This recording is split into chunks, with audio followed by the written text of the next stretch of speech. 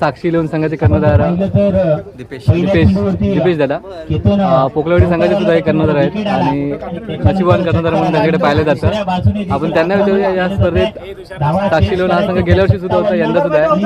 गेल्या वर्षी मला वाटतं हा संघ उपयोगी होता की काहीतरी राहिला होता, बाहेर गेला होता. तर यंदा विजेतेपर्यंत घेऊन जाण्याचा रोड मॅप काय राहील तुमचा? नक्कीच, कारण आमची ही धावलोली गावाची प्रीमियर लीग आहे आणि हे दुसरं वर्ष आहे आणि आम्हाला खूप आनंद होतो की अशा मोठ्या स्तरावरती आमची आता स्पर्धा भरवली जाते. आमच्या नवोदित खेळाडू म्हणजे धावलेली गावातील नवोदीचे खेळाडू त्यांना मोठा प्लॅटफॉर्म असा मिळवून दिलेली ही स्पर्धा आहे. खूप आनंद होतोय.